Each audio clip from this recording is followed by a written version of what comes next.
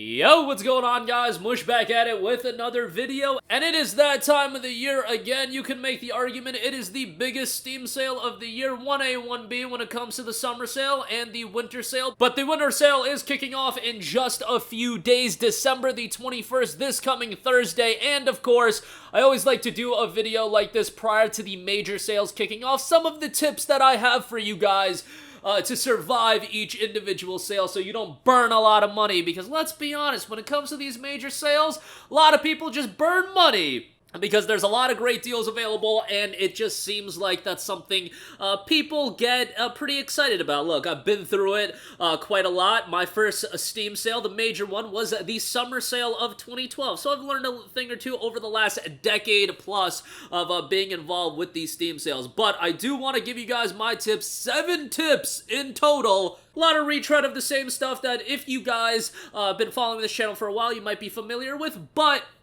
always a good refresher ahead of these major sales kicking off. Alright, tip number 1, please assess your backlog right now. Look, I know as attractive as some of these deals are going to be, I want you guys to sit down. You probably bought some stuff during the autumn sale. You probably bought some stuff during the summer sale. Dare I say, some of you guys bought some games from the summer sale not 1 year ago, not 2 years ago, but 5 years ago, and you still haven't played those games. Trust me, I'm in the same position. I have games in my library that I bought in the summer sale from 2012 that I just mentioned, my first Steam sale. Haven't played them. It's been 11 and a half years.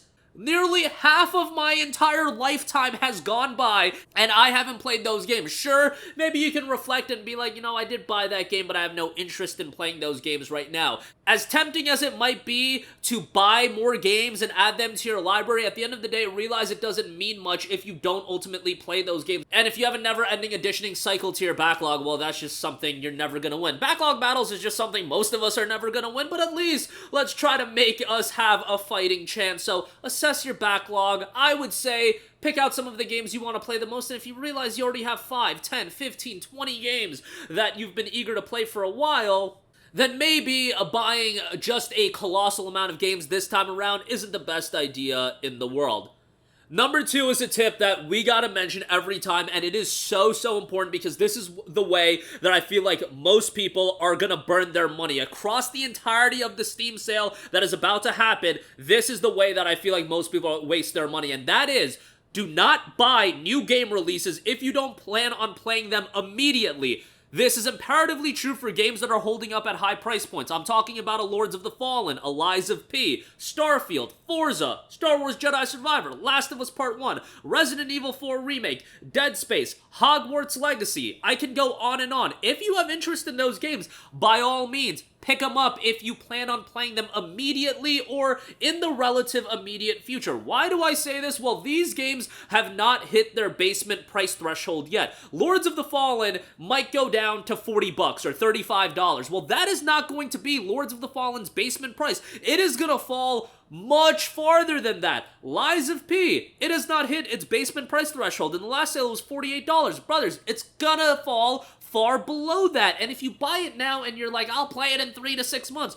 3 to 6 months from now, I guarantee you a game like Lies of P is going to see a deeper discount than what it's about to see at the winter sale. That is something I can say with almost 100% of my mind being like, yes, that is going to happen. You know, in the case of Lies of P, Starfield, Forza, all 3 of those titles are available on Game Pass, and we'll talk about that in a second. But even games that came out earlier this year that are going to see sizable discounts, a Star Wars Jedi Survivor might be down to $30. Even that price point, be of the mindset that, hey, it can go down to $20, it can go down to $15. EA gave you one of the worst PC ports of all time. Do they deserve your $30? Look, Jedi Survivor is in the mix for my game of the year, but at this point, you know, it got down to $30. Do you have that much desire to play it right now? If you don't, wait a little bit longer. Hey, in the case of Jedi Survivor, it's eventually going to get added to EA Access as well.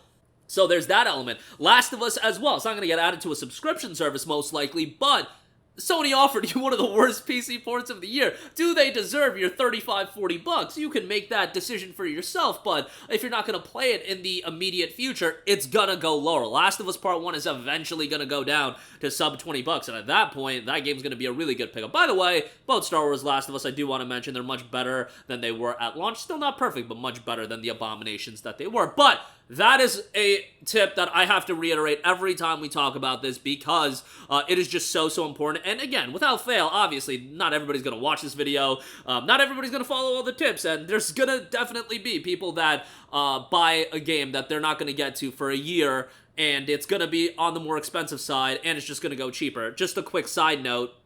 I got a buddy, just as an example, he bought a Plague Tale Requiem last year. I don't think it was from Steam, it was from some other platform, but I remember us talking. He paid $42 for it, which, you know, at the time, Plague Tale Requiem had just come out, so not a bad price. That man, a year later, it's been a year plus, still has not played that game. So, you know, that is just one example. Plague Tale Requiem, you can get much cheaper than $42 these days. Just offer that to you guys. Number 3, subscription services are booming right now. As I mentioned, Lies of P, Starfield, Forza, all 3 of those games will be on sale. They'll also be always available on Xbox Game Pass, so not a bad idea to play them on that. Star Wars will ultimately be added to EA Access. Games like Immortals of Aveum, if that's a game that interests you, ultimately will be added to EA Access. Wild Hearts recently got added to EA Access. Dead Space Remake recently got added to EA Access. Like, Dead Space Remake, I feel like it's going to go on sale for $20 to $25 as a part of this winter sale. That's a very attractive price point, and sure, if you're not a fan of subscription service, by all means, Dead Space Remake is awesome. But it's available on EA Play as well, and it's a game that a lot of you guys are just going to play once and be done with it. Signing up to EA Play for $5 a month, not a bad idea. Instead of buying Lies of P, Starfield, or Forza, signing up to Game Pass for, you know, $10 a month for Game Pass PC, not a bad idea to play through those games and unsubscribe and then resubscribe when something comes out that interests you, like a Persona 3 Reload next year. You can sign up now, play Starfield, play Lies of P, play Forza, sign back up in February, play Persona 3 Reload. Just, you know, tailor your subscription times to times when big titles are gonna be added. It's a very effective thing to do since subscription services are getting so popular. Ubisoft has their own subscription services, which we meme on Ubisoft all the time for a lot of their decisions, but their subscription service ain't bad, especially considering that their service offers day one titles, AC Mirage, Avatar, etc., etc. Number 4, do shop on other e-tailers. Green Man Gaming, Games Planet. They've both got their holiday sales running. Humble's got their holiday sales running.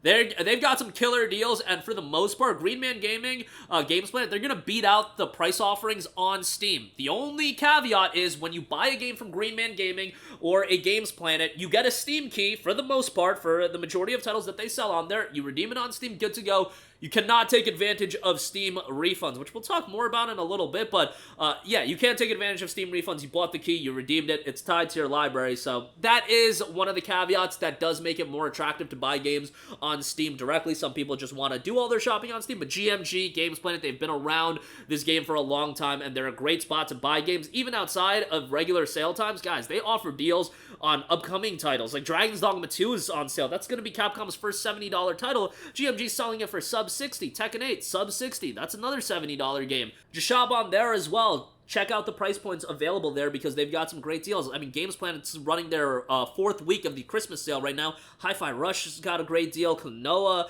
got a great deal. A lot of great stuff there as well. Number 5, do utilize the wishlist feature for the games you kind of want, but not completely sold on for future sales. Look, it's very attractive to see a game $9.99, $4.99, but even at those price points, I've been of the mindset that at some point, I would have been like, yo, if it's down to $4.99, $7.49, like, that's so cheap. Like, is it really going to get cheaper? Well, at the end of the day, you lose nothing by just having that game in your wish list if you're not going to play it anytime in the near future. There's a chance it could be offered in a Humble bundle. There's a chance another platform could have it cheaper. There's a chance it could get an 85 to 90% discount. That is possible. And if you leave it on your wish list, you'll have a catalog of the games that are in your wish list at any given time. You'll get an email when they go on sale. It's just a very effective tool to use. I recommend using it, you know, maybe every 3 to 4 weeks. Just go through the Steam new releases, add some of the games that interest you into your library. Guys, Steam drops a absurd amount of games every week. It's impossible to keep a track of all of it, and some of those games are actually pretty good, but just get lost in the shuffle all the time, just because no matter how good a game is, the quantity of games releasing on Steam makes it very difficult for a lot of games to pop off. And we're talking about there's games from 2012, 2013 that are still great pickups. Dust and Elysian Tale is one that I constantly go back to, and Enslaved Odyssey to the West, as much as you guys are gonna rage on me for mentioning that, and I'm gonna do it again. But utilize the wishlist feature. It'll help save a little bit of the headache into the next sale. And I believe the next major sale is going to be the spring sale. Yeah, there should be a spring sale. So yeah, definitely utilize the wish list. Number 6, use Steam refunds. I understand that some of you guys are going to be, buying cheap games in bulk, and maybe you don't want to download all of those games and play them for, 90 minutes and see whether or not you want to refund it. But let's say you are of the mindset that you're gonna buy a game that's a little bit more on the expensive side. Let's say you do buy Star Wars Jedi Survivor, and let's just say you download it and it does not run up to the level that you want out of a premier AAA game. You can always refund it. If you have less than 2 hours of playtime and it's within that 2-week window of you buying the game, you can utilize Steam refunds. Guys, I'll give you guys a story.